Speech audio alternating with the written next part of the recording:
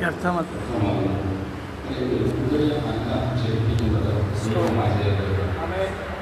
ഇപ്പോൾ നമുക്ക് ബോധ്യമുണ്ടാകണം, ഞാൻ ചിലതൊക്കെ ചെയ്താൽ എനിക്ക് ജയം കിട്ടുന്നതിൻ്റെ കർത്താവിനോട് അവസാന പ്രവേശനത്തിൽ 15 അവസാന വാചനമുണ്ട്.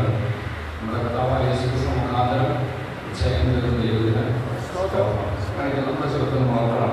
ജയം തരുന്ന ദൈവം ജീവിതത്തിലെ സാഹചര്യങ്ങൾ നമ്മളെ ഒരു വിജയിയായി ലക്ഷ്യപ്പാൻ സന്നദ്ധയില്ലാതെ നടത്തുവാൻ കഴിയുന്ന ഒരു നല്ല ദൈവം. ആ ദൈവത്തിൻ്റെ കാര്യം കൽപ്പിച്ചുകൊണ്ട് നമ്മുടെ പ്രാർത്ഥനയോടെ സമയത്തോടെ കർത്തൃപാദത്തിലായിരിക്കാൻ കർത്താവദാസിനെ അവിടെ ഓഫർ ചെയ്യുന്നു. ദൈവം ലഭിച്ച ശുശ്രൂഷകൾ വീണ്ടും ശക്തമായി ചെയ്യുവാൻ കർത്താവദാസിനെ വെളിപ്പെടുത്തല് ഇപ്രകാരം അവസരം ലഭ്യമായ ഓർത്ത് ഞാൻ ഇതിന് ഓഫർ ചെയ്യുന്നു. വേഗത്തിൽ നമ്മൾ കഴിഞ്ഞ ദിവസങ്ങൾ ചിന്തിച്ചുകൊണ്ടിരുന്ന ചിന്തകളെ പറഞ്ഞ് എൻ്റെ വാക്കുകൾക്ക് വിരാമം കൊണ്ട് ഞാൻ ആഗ്രഹിക്കുകയാണ്. കുരുന്ന ലേഖനം 10-ാം അധ്യായം 10-ാം അധ്യായത്തിൻ്റെ 5-ാം വാക്യവും 11-ാം വാക്യവും നമുക്കൊന്ന് വായിക്കാം. 1 Corinthians 10:5-11.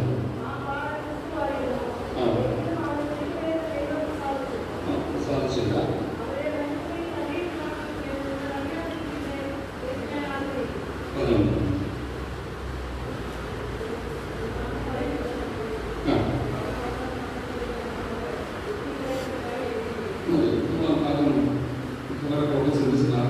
ആവർത്തിക്കുന്നില്ല എങ്കിലും ഒന്ന് തൊട്ടടുത്ത ഭാഗത്ത് കിടക്കാൻ ആഗ്രഹിക്കുന്നു. 5 അനുഗ്രഹം പഴയ നിയമ ഇസ്രായേലിന് ദൈവം കൊടുത്തതായിട്ട് നമ്മളിവിടെ കാണുന്നുണ്ട്. ഈ 5 അനുഗ്രഹം ലഭിച്ചവർ 5 പാപവും ചെയ്തു. കഴിഞ്ഞ ദിവസം പാപം വീട്ടിൽ ചിന്തിച്ചപ്പോൾ എൻ്റെ മനസ്സിൽ ഒപ്പിച്ചത് ദൈവം അനുഗ്രഹം തരുന്നതിനനുസരിച്ച് ദൈവത്തിന് സ്തുതിയും സ്തോത്രവും ബഹുമാനവും നന്ദിയും കലയേണ്ടതിന് പകരം ഇവർ ചെയ്തത് 5 തെറ്റ് ചെയ്തു. അങ്ങനെയെങ്കിൽ നമ്മൾ നോക്കണം, കൂടുതൽ അനുഗ്രഹം കിട്ടുമ്പോൾ കൂടുതൽ തെറ്റിപ്പോകാൻ സാധ്യത. നമ്മൾ എപ്പോഴും നോക്കണം, നമ്മളെ അനുഗ്രഹിക്കണമേ എന്ന് പറഞ്ഞാൽ നമ്മൾ പ്രാർത്ഥിക്കുമ്പോൾ ഇത് അനുഗ്രഹിക്കും. പക്ഷെ ഈ അനുഗ്രഹം കൂടുമ്പോൾ ഈ അനുഗ്രഹത്തിൻ്റെ ആധിക്യം കൊണ്ട് ഞാൻ ദൈവത്തോട് അടുത്തതാണോ ദൈവത്തിൽ നിന്ന് അകലുകയാണോ? നമ്മളെ ഒന്ന് പരിശോധിച്ചു. ഇസ്രായേൽ നമ്മുടെ ജീവിതത്തിൽ ദൈവം 5 അനുഗ്രഹം കൊടുത്തപ്പോൾ തൊട്ടടുത്ത ഭാഗത്ത് പൗലോസ് പറയുകയാണ്, ഇവർ 5 തെറ്റ് ചെയ്തു. 5-ാം വാക്യത്തിൽ നമ്മൾ വായിച്ചത് എങ്കിലും അവരുടെ മിക്കപേരിലും ദൈവം പ്രസാദിച്ചില്ല. 5 അനുഗ്രഹം ദൈവം അവർക്ക് കൊടുത്തെങ്കിലും ദൈവത്തിന് അവരോടുള്ള താല്പര്യം കൊണ്ട്, അഥവാ അല്പം കൂടെ പറഞ്ഞ് അവരുടെ പിതാവായ അബ്രഹാമിനോടുള്ള ദൈവത്തിന്റെ വാഗ്ദത്ത വചനം നിറവേറ്റുവാൻ അബ്രഹാമിനോട് ദൈവം പറഞ്ഞതിന്റെ സന്തതിയെ ഞാൻ അനുഗ്രഹിക്കും. ആ അനുഗ്രഹം ദൈവം അവർക്ക് കൊടുത്തപ്പോൾ ഈ അനുഗ്രഹം കിട്ടിയ ജനം ചെയ്തത് തെറ്റാണ്, അല്ലെങ്കിൽ പാപം ദൈവത്തിന് നല്ലത്. 11-ാം വാക്യം ഒരിക്കലും ഞാൻ ആവർത്തിക്കുന്നു, ഇത് ദൃഷ്ടാന്തമായി അവർക്ക് സംഭവിച്ചു. ഇസ്രായേൽ മക്കളുടെ ജീവിതത്തിൽ ലഭിച്ച അനുഗ്രഹത്തെ അവർ പാപത്തിന് മുഖാന്തരമാക്കിയെങ്കിൽ നമ്മുടെ ജീവിതത്തിൽ നമ്മൾ വളരെ ഗൗരവത്തോടെ പരിശോധിക്കണം. കർത്താവേ, എന്നെ അനുഗ്രഹിക്കുമ്പോൾ എന്റെ അനുഗ്രഹം ദൈവത്തിനെതിരെ പാപം ചെയ്യാനുള്ള വരരുത്. ഇത് പറയുമ്പോൾ നമ്മൾ പറയും, ഞങ്ങളാരും അങ്ങനെ ചെയ്യത്തില്ല.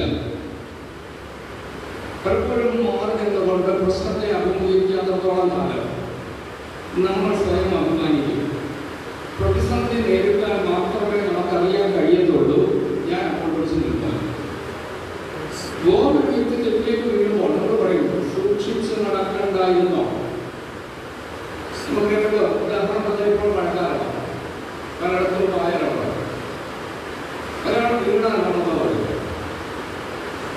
നോർമൽ നമ്മൾ പറയും, ആദ്യം പറയുന്നത് മഴയാണെന്ന് അറിയത്തില്ലേ, തെന്നുമെന്ന് അറിയത്തില്ലേ, സൂക്ഷിച്ചൊക്കെ നടക്കണ്ടേ, നാളെ അതുവഴി പോകുമ്പോൾ നമ്മുടെ വീടുകളിൽ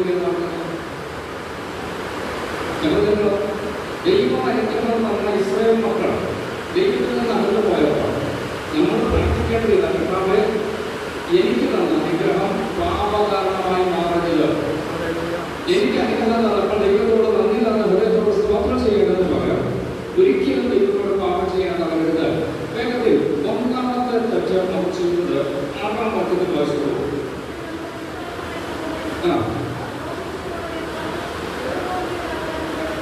ഇസ്രായേൽ മക്കൾക്ക് 5 അനുഗ്രഹം കൊടുത്തപ്പോൾ 5 തെറ്റ് പാപം ചെയ്തത്. ഒന്നാമത്തെ പാപം ദുർമോഹം, അഥവാ അവർ മോഹിച്ചു.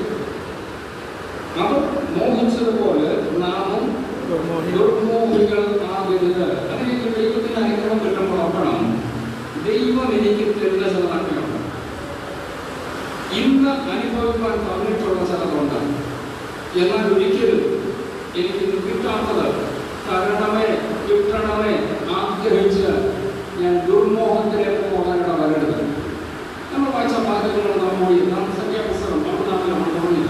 സംഖ്യാപുസ്തകം 11 അധ്യായത്തിന്റെ 4-ാമത്തെ ഭാഗം ഇപ്പോൾ വായിച്ചു.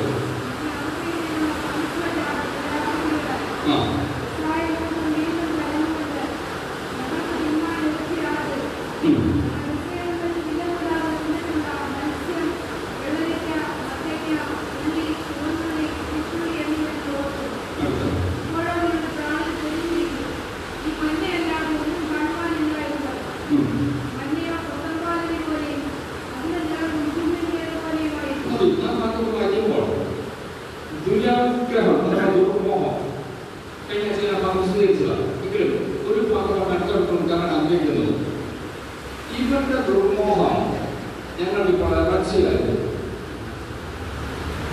നമ്മൾ ചിന്തിക്കുമ്പോൾ ഇസ്രായേൽ മക്കൾ മിസ്രൈമിൽ നിന്ന് യാത്ര പുറപ്പെട്ട് ചങ്ങല കടന്ന് മരുഭൂമിയിലൂടെ കയറിയ ഉടൻ തന്നെ ദൈവർക്ക് രാവിലെ മഞ്ഞ കൊടുത്തു, വൈകിട്ട് ഇറച്ചി കൊടുത്തു. ആ ഭാഗം ഒന്ന് വായിക്കാമോ? പുറപ്പാട് പുസ്തകം 14-ാം അധ്യായം 8-ാമത്തെ വാക്യം. 14-ാമത്തെ വാക്യം.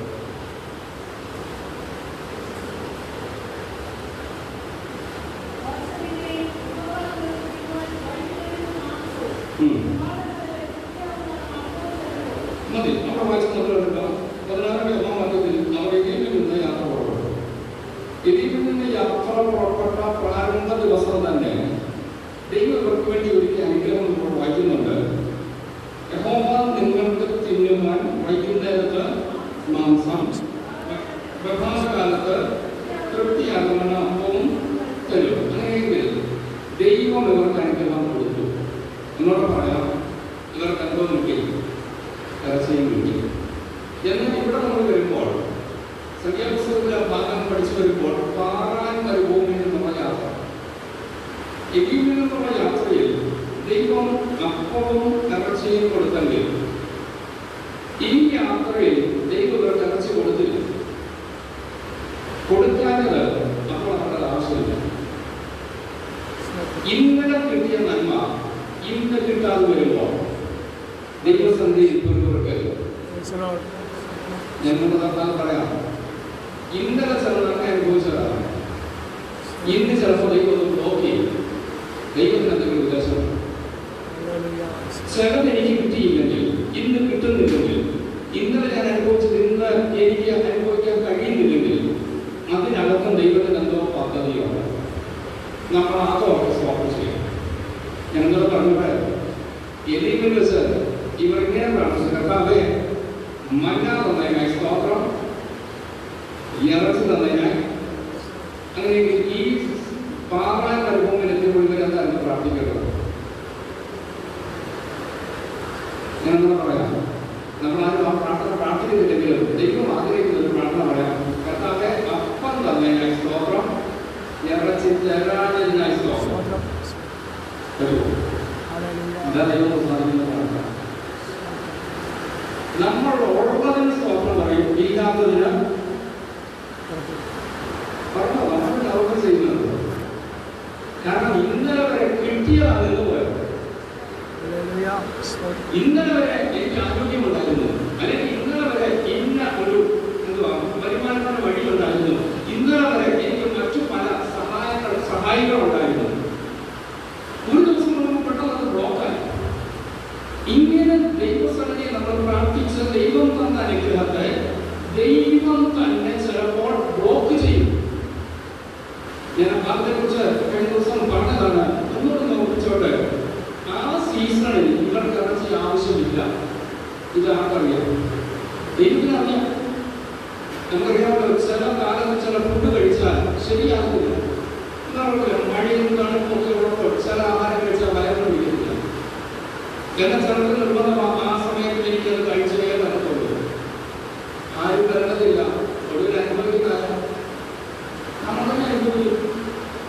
അങ്ങനെ ബുദ്ധിമുട്ടുണ്ടായാൽ ആശ്വാസം പറയാമെന്നല്ലാതെ സഹിക്കുന്നതും അനുഭവിക്കുന്നതും അങ്ങനെ ഞാൻ വീണ്ടും പറയുന്നു, ഈ പ്രത്യേക സാഹചര്യത്തിൽ ഇവർക്ക് എന്താ ആവശ്യമില്ല, ആവശ്യമില്ല. അങ്ങനെയെങ്കിൽ മഞ്ഞ ഗോതമ്പ് എന്താ പറയണം? കർത്താവേ മഞ്ഞ തന്നേനെ ഈ മാർഗത്തിനൊക്കെ പറയാമോ? ഇറച്ചി തരാനായി ഇന്നലെ നല്ലൊരു കർത്താവ് അത് തരാനായി ഇതാ ദൈവം പ്രസാദിക്കുന്ന പ്രാർത്ഥന. ഇസ്രായേൽ മക്കൾ ദൈവം പ്രസാദിക്കാനൊക്കെ കാരണം ഇത് കിട്ടാൻ നമ്മളോട് വായിച്ചിരിക്കുകയാണ്. അവർ ദുര്യാഗ്രഹികളായി ദുർമോഹികളായി ദൈവത്തോട് വഴങ്ങെടുത്തു. എന്നിട്ട് ഈ പറഞ്ഞു വരുമ്പോൾ ഈ മഞ്ഞയെ കുറിച്ച് പറയുന്നത് പ്രത്യേക നമ്മൾ 6-ാം വായിച്ചല്ലോ. ഈ മഞ്ഞ ഇല്ലാതെ ഒന്നും കാണാനില്ല. 8-ാം വാക്യത്തിന്റെ അവസാന ഭാഗത്ത് അതിന്റെ രുചി എണ്ണ ചേർത്തുണ്ടാക്കിയ ദോശ പോലെയായിരുന്നു. ഇസ്രായേൽ മക്കൾ ചരിത്രം മുന്നോട്ട് വരുമ്പോൾ അവർ പറയുന്ന ആ വാചകം ശ്രദ്ധിച്ചോണം. ഇത് ഞങ്ങൾക്കൊരു വിഷയമേ അല്ല. ഓർക്കണം, എല്ലാ ദിവസവും രാവിലെ അവരവരുടെ കൂടാരത്തിന്റെ വാതിക്കൽ അവരവർക്ക് ആവശ്യമുള്ളത് ദൈവം ഒഴിച്ചു കൊടുക്കുമ്പോൾ, ഇപ്പോൾ വ്യക്തമായി പറഞ്ഞാൽ ദൈവം പ്ലേറ്റിൽ കൊടുക്കുന്നത് പോലെ പറഞ്ഞിട്ടുണ്ട്. മഞ്ഞ പൊഴിയുന്നതിന് മുമ്പ് ദൈവം മഞ്ഞ് പൊഴിക്കും. ഈ മഞ്ഞിന്റെ മേൽ മഞ്ഞ ദൈവം ഇടുന്നു. അങ്ങനെയെങ്കിൽ മരുഭൂമിക്ക് മണല് ഏൽക്കാതെ പരിശുദ്ധമായ സംശുദ്ധമായ മഞ്ഞ ദൈവം കൊടുത്തു.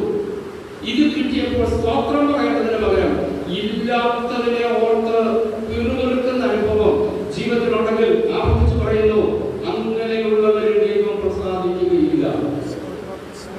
5-ാം വാക്യത്തിൽ പറഞ്ഞത് അവരിൽ മിക്കവരിലും ദൈവം പ്രസാദിച്ചില്ല. കാരണം കിട്ടിയതിനെ ഓർത്ത് സ്തോത്രം ചെയ്യാൻ വലുത്, കിട്ടാത്തതിനെ ഓർത്ത് പരാതിപ്പെട്ടവരെ ദൈവം പ്രസാദിക്കത്തില്ലെങ്കിൽ ഇന്ന് മുതൽ ദൈവമക്കളെ വിളിച്ചു പറയണ, കർത്താവേ എനിക്ക് തന്ന നന്മയ്ക്കായി സ്തോത്രം, ഇന്നലെ തന്ന നന്മയ്ക്കായി സ്തോത്രം, കഴിഞ്ഞ വർഷം ലഭിച്ച നന്മയ്ക്കായി സ്തോത്രം, ഈ വർഷം അല്ലെങ്കിൽ ഇന്ന് കർത്താവേ ആ നന്മ എനിക്ക് ഇല്ലാത്തതിനായി സ്തോത്രം.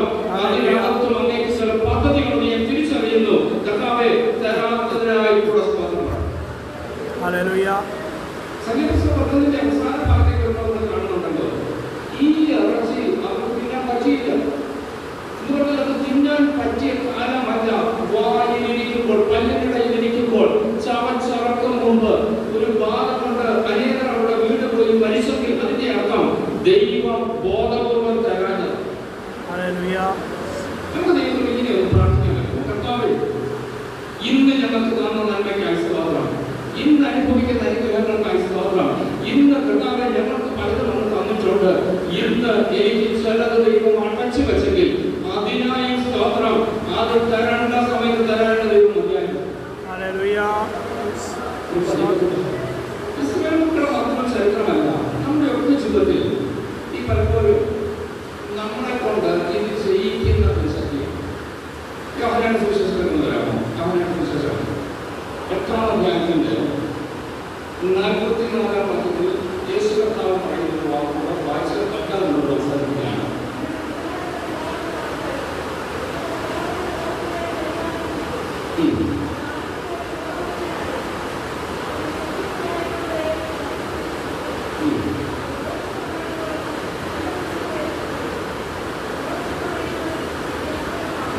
യേശു കർത്താവ് ആ ശിഷ്യന്മാരോട് പറയുന്ന വാക്കുകൾ ശ്രദ്ധിച്ചു. 44-ാം വാക്യത്തിൽ നിങ്ങൾ വിശ്വാസെന്ന പിതാവിന്റെ മക്കൾ നിങ്ങളുടെ പിതാവിന്റെ മോഹങ്ങളെ ചെയ്യുവാനും ശിക്ഷിക്കുന്നു. അങ്ങനെയെങ്കിൽ ഓർമ്മമാണ് ഈ ദുർമോഹം ഉള്ളിന്റെ താരം.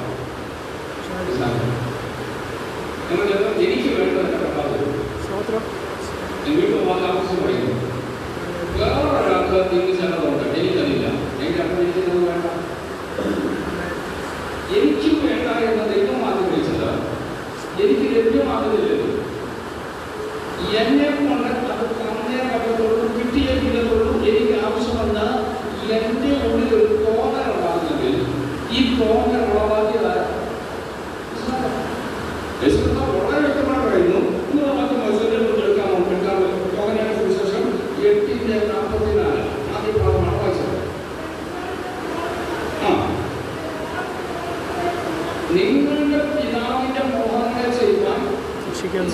പിശാച് എന്ന പിതാവ് വേണ്ടാത്ത മോഹങ്ങളെ ഉള്ളിലിട്ട് ഇത് ചെയ്യാൻ എന്നെ പ്രേരിപ്പിക്കുന്നു. ഞാൻ ഇത് ചെയ്യുമ്പോൾ ആരോട് പാപം ചെയ്യുന്നു? എനിക്കിന്ന് വേണ്ടത് തന്ന ദൈവത്തോട് ഞാൻ പാപം ചെയ്യുന്നു. നമ്മളൊക്കെ ചില സമയങ്ങളിൽ ദൈവം ചിലത് വേണ്ട എന്ന് വെക്കും. ദൈവം വേണ്ട എന്ന് പറയുന്നതിനെ മോഹിപ്പിച്ച് നമുക്ക് തരുന്നത് പിശാച്. നല്ലൊരു ഉദാഹരണം പുസ്തകത്തിലുണ്ട്. ഏതെന്താണ് പറഞ്ഞൊരു വശമുണ്ട്. ആ തോട്ടത്തിലെ സകല വൃക്ഷങ്ങളുടെയും ഫലം നിങ്ങൾക്ക് ഇഷ്ടം പോലെ തിന്നാം, നിയമിച്ചില്ല, എത്ര വേണമെങ്കിലും തിന്നാം, ഏത് പഴവും തിന്നാം. എന്നാൽ നടുവിൽ നിൽക്കുന്ന വൃക്ഷത്തിന്റെ ഫലം തിന്നരുത്. പക്ഷെ പിശാച് ചെയ്തു, മോഹിപ്പിച്ചു. നമുക്ക് ചിലപ്പോൾ അറിയാമല്ലോ, ഒരു ദിവസം തോട്ടത്തിലെത്തിയ പിശാച് ഈ നടുവിൽ നിൽക്കുന്ന വൃക്ഷത്തിന്റെ ഫലം കാണിച്ചുകൊണ്ട് ഹവ്വായെ മോഹിപ്പിച്ചു. ഹവ്വ പറഞ്ഞില്ലോ, ഫലം വർദ്ധനവോ, തോട്ടത്തിൽ നിന്ന് പുറത്താക്കപ്പെട്ടു. മോഹം ഉള്ളിൽ തരുന്നത് ദൈവമല്ല, പിശാചാണ്. എന്നൊരു ആവശ്യം പറയുന്നു. ദൈവത്തോട് വളരെ കൂടുതൽ ദിവസങ്ങളിൽ പ്രാർത്ഥിക്കുമ്പോൾ ദൈവത്തോട് കർത്താവേ, ഇന്ന് എനിക്ക് അനുഭവിക്കാൻ തന്നിട്ടുള്ള പലതുണ്ട്. ഞാൻ അത് അനുഭവിക്കുമ്പോൾ തന്നെ ഞാൻ ഇന്ന് അനുഭവിക്കണ്ട എന്ന് പറഞ്ഞ് ദൈവം വിലക്കിയിരിക്കുന്ന ചിലതുണ്ട്.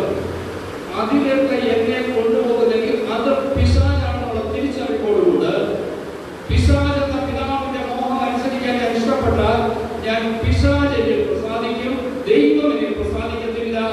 എന്നെ പ്രസാദിക്കേണ്ടത് ദൈവം. നമ്മൾ ദിവസം വളരെ ഗൗരവത്തോടെ പ്രാർത്ഥിക്കണം, എന്നിൽ എന്റെ ദൈവം പ്രസാദിക്കുന്നുണ്ടോ? ആ വാക്യത്തിന് ഗൗരവം ഞാൻ ഇപ്പോൾ ആവർത്തിക്കുന്നു. എങ്കിലും അവരെ മിക്കവരിലും ദൈവം പ്രസാദിച്ചില്ല. അവരെ മരുഭൂമിയിൽ തള്ളിയിട്ടുവെന്ന് നിങ്ങൾ അറിയാതിരിക്കരുത്. നിങ്ങൾ പറഞ്ഞത് മോഹിച്ചവരെ മരുഭൂമിയിൽ തള്ളിയിട്ട് കളയുമെന്നുള്ളത് ദൈവമക്കളെ നമ്മൾ അറിയാതിരിക്കരുത്, നമ്മൾ അറിഞ്ഞിരിക്കണം. എന്റെ പ്രാർത്ഥിക്കാൻ കഴിയും. കർത്താവേ, എന്റെ ഉള്ളിൽ പിശാച് വേണ്ടാത്ത പലതും തരുന്നുണ്ട്. ഞാനിപ്പോ കൂടെ പറഞ്ഞോട്ടെ, സമയം പോകുന്നു, എനിക്കറിയാം, വേഗം അവസാനിക്കുകയാണ്. ദൈവം നമുക്ക് തന്ന നന്മകൾ, നമുക്ക് തന്ന തലമുറകൾ, അവർക്ക് ദൈവം കൊടുത്ത ചില കഴിവുകൾ, ചില താലന്തുകൾ, അവർക്ക് കൊടുത്ത വിദ്യാഭ്യാസം, എന്നാൽ പലപ്പോഴും മറ്റൊരാളിനെ നോക്കിക്കൊണ്ട്, മറ്റൊരു കുഞ്ഞിനെ നോക്കിക്കൊണ്ട് ഇന്നാരെ പോലെ ആയിരുന്നെങ്കിൽ എന്ന മോഹം ഉള്ളിൽ കയറിയാൽ ഓർക്കണം, ആ മോഹം എന്നത് വിശാലം. ദൈവത്തിന് വളരെ ആവശ്യമില്ല. ദൈവത്തിന് സകല മനുഷ്യരെയും ആവശ്യമുണ്ട്. ദൈവത്തിന് തന്റെ പ്രവൃത്തിക്ക് വേണ്ടി സകലരെയും ആവശ്യമുണ്ട്. ഞാൻ വീണ്ടും പറയുന്നു, എനിക്ക് തന്ന കഴിവുകൾ, എനിക്ക് തന്ന ആ നന്മകൾ, എന്റെ തലമുറയ്ക്ക് ദൈവം തന്ന നന്മകൾ ഒരുപക്ഷെ മറ്റു പലർക്കും ഇതിനും കൂടി ലഭിച്ചിട്ടുണ്ടായിരിക്കാം. പക്ഷേ നിങ്ങൾ അത് വെച്ച് പ്രാർത്ഥിക്കാതെ, കർത്താവേ, എന്റെ തലമുറയ്ക്ക് തന്ന നന്മയ്ക്കായി സ്തോത്രം, അവർക്ക് കൊടുത്ത വിദ്യാഭ്യാസത്തിനായി സ്തോത്രം, അവർക്ക് കൊടുത്ത ജോലിക്കായി സ്തോത്രം, സാഹചര്യങ്ങൾക്കായി സ്തോത്രം എന്ന് പറഞ്ഞ് ദൈവത്തെ നന്ദി കരറ്റാൻ തയ്യാറാകണം. വീണ്ടും പറയുന്നു, ഇല്ലാത്തതിനെ ഓർത്ത് പരാതി പറയരുത്.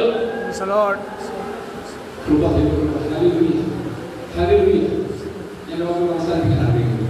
ഞാൻ വീണ്ടും പറഞ്ഞല്ലോ, ഇല്ലാത്തത് മോഹം ഉള്ളിൽ കൊണ്ടുവരാൻ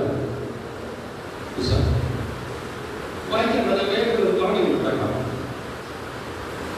യോശുവയുടെ പുസ്തകത്തിൽ എരിഹോ കോട്ട തകർത്ത് വരുന്നത് വരെ ചക്രവർത്താൻ കഴിയും. നമ്മുടെ പ്രത്യേക ഒരു പദ്ധതി അറിയുന്നുണ്ട്. അവിടെ കിട്ടുന്നതൊന്നും നിങ്ങൾ ആരും എടുക്കരുത്.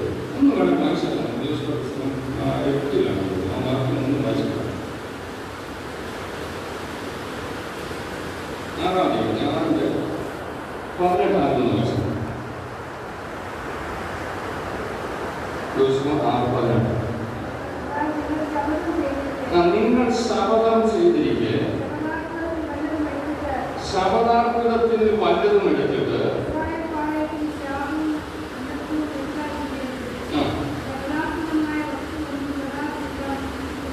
ശപഥാർത്ഥമായ വസ്തുവൊന്നും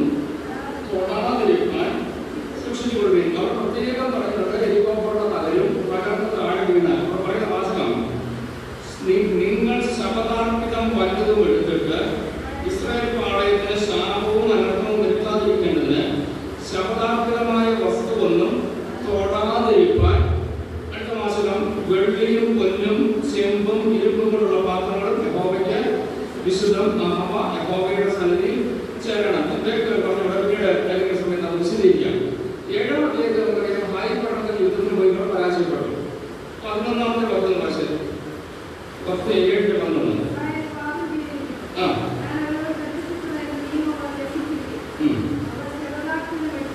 അവർ ശപഥാർപ്പിതം എടുത്തിരിക്കുന്നു. അവരുടെ എന്താ പറയുക? ശപഥാർപ്പിതം എടുക്കരുത്. എടുക്കരുതെന്ന് പറഞ്ഞ ആളെടുത്തു. എടുത്തതിന്റെ കാരണം വേഗത്തിലൊന്നും പറഞ്ഞ് അവസാനിക്കുകയാണ്. 21-ാം അധ്യായം നമുക്ക് വിശദമായിട്ട് ചിന്തിക്കാം. 7:21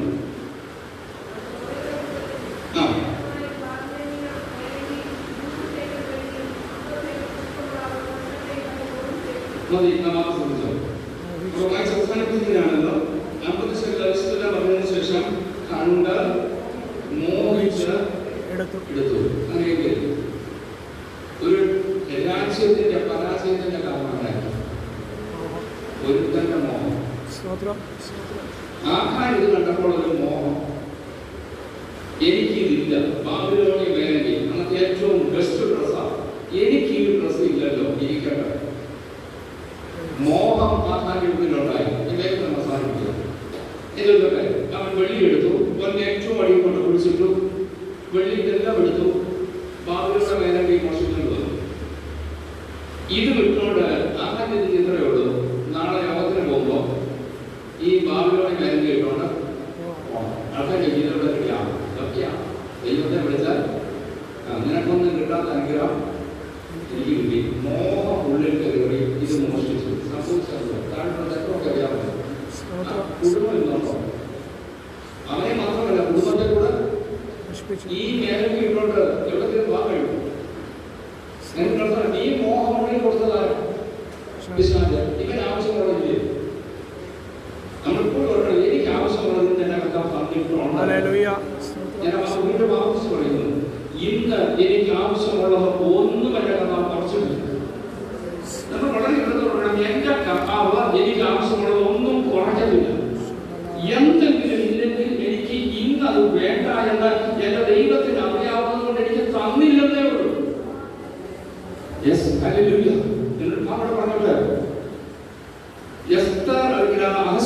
പറഞ്ഞിട്ട് വാതിൽ കാവൽക്കാരനായിരുന്ന മോർദെഖായി തന്റെ സെക്യൂരിറ്റി യൂണിഫോം ഇട്ടുകൊണ്ട് നടന്നവൻ പിന്നീട് പ്രശ്നം ഉണ്ടായപ്പോൾ ഞാൻ രക്തശീല ഉടുത്ത് ആ ചാരം വാരിയെറിഞ്ഞുകൊണ്ട് ദൈവസന്നിധിയിൽ പ്രാർത്ഥിക്കുന്ന ഒരു മോർദെഖായി. എന്നാൽ ഈ മോർദെഖായിക്ക് പ്രതിഫലം കൊടുത്തില്ല എന്ന് അഹസ്വേരോസ് രാജാവ് കേട്ടപ്പോൾ ഹാമാനെ വിളിച്ച് ഒരു ലിസ്റ്റ് ചോദിച്ചു. അവിടെ പറയുന്നുണ്ട് ഏറ്റവും മെച്ചമായ കുതിര, ഏറ്റവും മെച്ചമായ വസ്ത്രം, ഏറ്റവും പ്രബുദ്ധരായ രാജാവിന്റെ ഓഫീസേഴ്സ്, ഇവർ വീതിയിൽ നിന്നുകൊണ്ട് രാജാവ് ബഹുമാനിക്കാൻ ചെയ്യുന്ന പുരുഷൻ ഇങ്ങനെ ആകട്ടെ എന്ന് വിളിച്ച് പറയണം. ഇത് പറഞ്ഞപ്പോൾ രാജാവ് ഹാമാനോട് വാചകമുണ്ട്. ആ വാതിലിരിക്കുന്ന മോർദെഖായിയെ കുറിച്ചുണ്ട്. അടുത്തൊരു പദം വളരെ സത്യമാണ്. നീ പറഞ്ഞതിൽ ഒന്നും കുറയ്ക്കരുത്. ഇന്നലെ രക്തശീല ഉടുത്തവന് ഇന്ന് രാജകീയ വസ്ത്രം ഇടിക്കാൻ ദൈവത്തിന് പദ്ധതി ഉണ്ടെങ്കിൽ ദൈവം ഒന്നും കുറയ്ക്കത്തില്ല. ഞാൻ ഇന്ന് രക്തശീല ഉടുത്തിരിക്കുന്നെങ്കിൽ അതിനൊരു സമയമുണ്ട്. ഞാൻ രക്തശീല ഉടുക്കാൻ ദൈവം നിശ്ചയിച്ചൊരു സമയമുണ്ട്. എന്നാൽ ഇത് മാറ്റി രാജവസ്ത്രം ഉടുപ്പിക്കുന്ന ഒരു സമയമുണ്ട്. ഇന്ന് എനിക്ക് രാജവസ്ത്രമില്ല എന്ന് പറഞ്ഞ് ഞാൻ പാടുപെടേണ്ട, ഞാൻ മോഹിക്കേണ്ട, ഞാൻ കരയണ്ട. എന്റെ ദൈവം തരേണ്ട സമയത്ത് വന്ന് മാനിക്കാൻ വിശ്വാസം.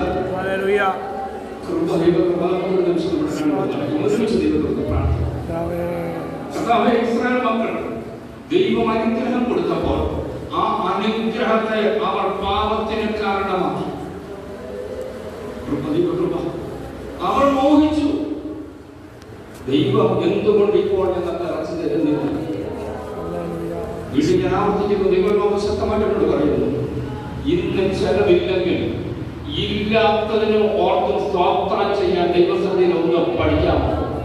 ദൈവത്തോട് പറ, കർത്താവേ അതിനുവേണ്ടി എന്നെ ഒന്ന് ട്രെയിൻ ചെയ്ത് കർത്താവേ ഉള്ളതിനെ ഓർത്ത് മാത്രം സ്തോത്രം ചെയ്യാതെ ഇന്നലെ കിട്ടിക്കൊണ്ടിരുന്ന ചിലത് ഇന്നും നഷ്ടമായെങ്കിൽ കർത്താവേ ഇന്ന് അത് ലഭ്യമാകാത്തതിനായി സ്തോത്രം. അതിനകത്ത് അങ്ങേക്ക് ചില പദ്ധതി ഉണ്ട്. ആത്മാർത്ഥമായി ഇന്ന് എത്ര പേർക്ക് പ്രാർത്ഥിക്കാൻ കഴിയും? കർത്താവേ ചില നന്മകൾ മുടങ്ങിയെങ്കിൽ അതിനായി സ്തോത്രം പറഞ്ഞുകൊണ്ട് ദൈവത്തിന് സ്തോത്രവും നന്ദിയും കരുതാമെങ്കിൽ നീ ചിന്തിക്കാത്ത പ്രതീക്ഷിക്കാത്ത സ്വപ്നത്തിൽ പോലും കാണാത്ത ചിലത് നൽകി നിന്നെ മാനിച്ച് ആദരിക്കാൻ എന്റെ ദൈവം മതിയായവനാണ്. ആ ദൈവം വാക്ക് പറഞ്ഞാൽ വാക്ക് മാറ്റുന്നത്.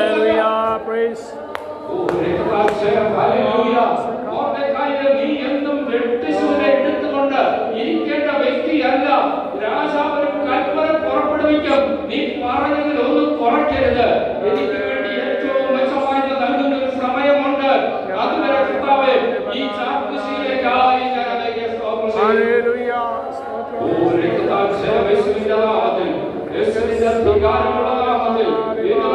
ഞങ്ങൾക്ക് ലഭിച്ച നന്മയ്ക്കായി സ്തോത്രം. ലഭിക്കാതെ പോയ ചില നന്മകൾക്കായി സ്തോത്രം. കർത്താവേ അത് തരാൻ വിശ്വസ്തനാണ്. അങ്ങയുടെ സമയത്ത് എനിക്ക് വേണ്ടത് തരാനെന്നും മതിയായ ദൈവം. നമുക്ക് ആ വലിയ വിശ്വാസത്തോടെ നമ്മെ തന്നെ ദൈവരോട് വെച്ചുകൊണ്ടിരിക്കുന്നത് പ്രാർത്ഥിക്കാം. കർത്താവ് അനുവദിക്കുന്നെങ്കിൽ വരും ദിവസങ്ങളിൽ ചിന്തയിലേക്ക് നമുക്ക് പ്രവേശിക്കാം.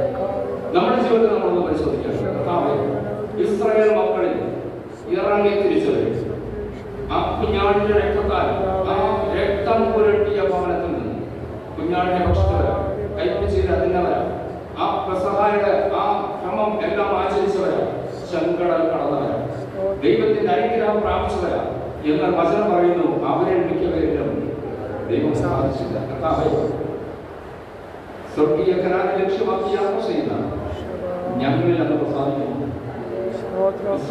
സംഭവിച്ചത് കർത്താവെ ഞങ്ങൾക്ക് സംഭവിക്കാതിരിക്കാൻ ഞങ്ങളെ സഹായിക്കണമേ. ഇത് ദൃഷ്ടാന്തമായി അവർക്ക് സംഭവിച്ചു. ലോകാവസാനം വന്നെത്തിയിരിക്കുന്നു നമുക്ക് ബുദ്ധി ഉപദേശിക്കണം.